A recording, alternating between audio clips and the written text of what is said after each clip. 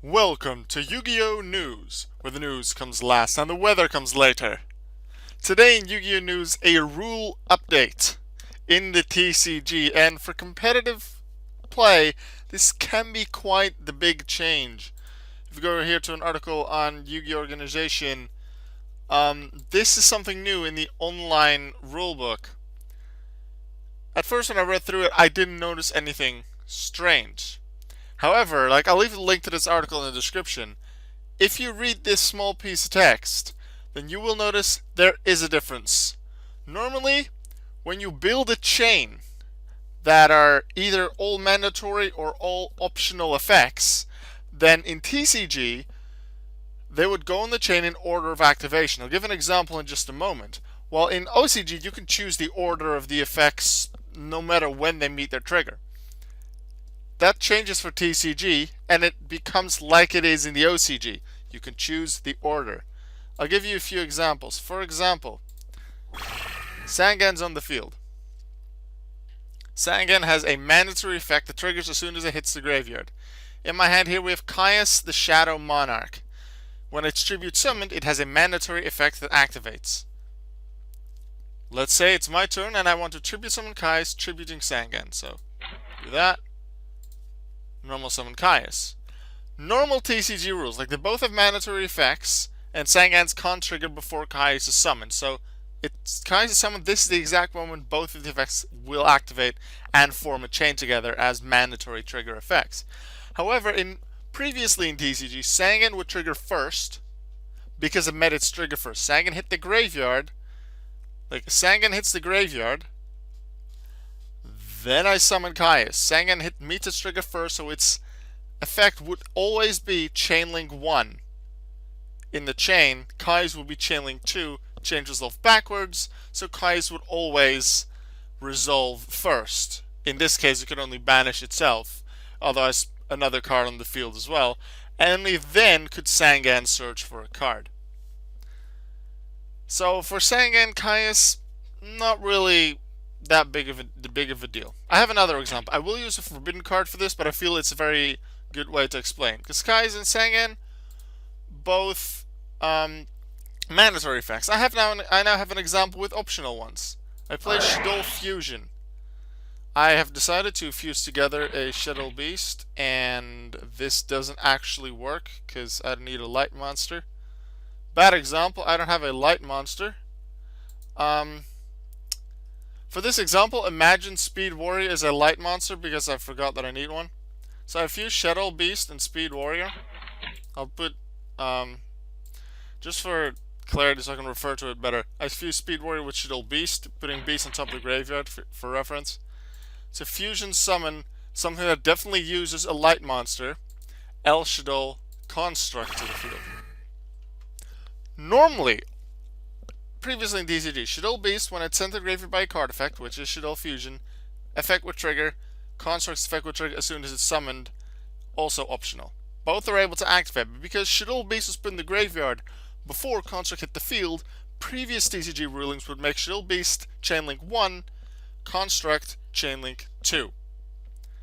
Therefore, Construct would resolve first to get a Shadow card from deck to grave, and only then would Shadow Beast actually activate and draw you a card. However, now you can choose the order.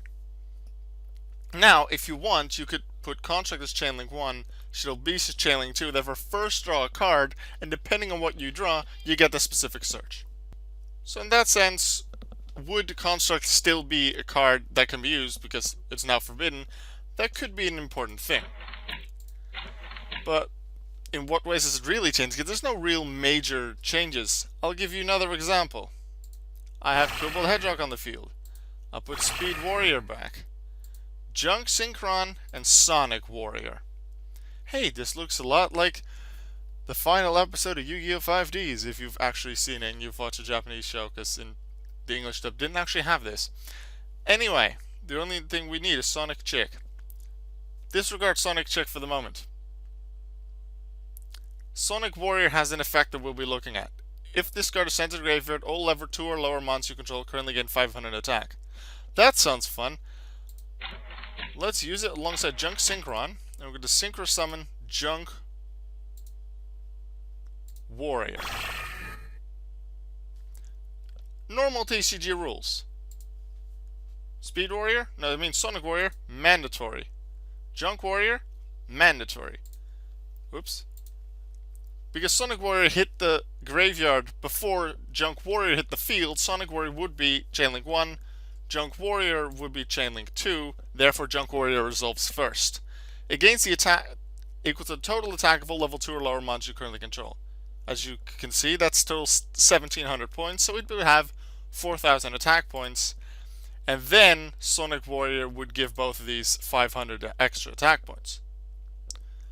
Under the new rules, though, you would definitely not do that. You can now choose the order of Junk Warrior and Sonic Warrior's effects. So let's put it back on top of the grave for easier reference. Now, you would want Junk Warrior's effect to be first on the chain link so that it resolves last. Sonic Warrior is second in the chain link so that it resolves first. Why? I'll show you. Sonic Warrior's effect, second on chain link, resolves first, gives all level 2 and lower monsters you control 500 additional attack points. It boosts Cobalt Hedgehog to 1300 points, Speed Warrior to 1400 points. Then Junk Warrior resolves. Gains attack equal to the total attack of all level 2 or lower monsters you currently control. These are still level 2, however, instead of 800 and 900, they now have 1300 and 1400 attack points respectively.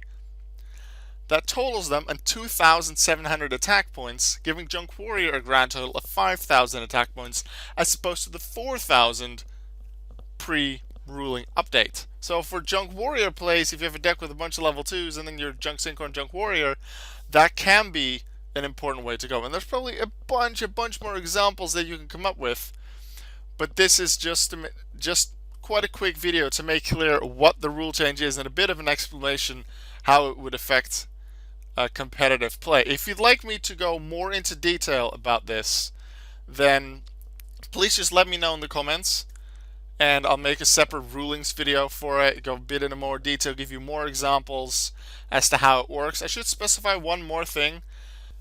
SEGOC, simultaneous effects go on chain. The order of SEGOC did not change. It's always still turn players mandatory effects, non-turn players mandatory effects, turn players optional effects, non-turn players optional effects. So even though you can put the same even though you can put two mandatory effects now in either order, such as with the Sangan and Kai's example, or the Sonic Warrior Junk Warrior example, you can put them in any order. Would there somewhere also be an optional effect involved that would also be able to trigger at that same time? You cannot choose to put that as Chainlink 1, because it's a different place in the order of SEGOC. Once again, simultaneous effects go on chain.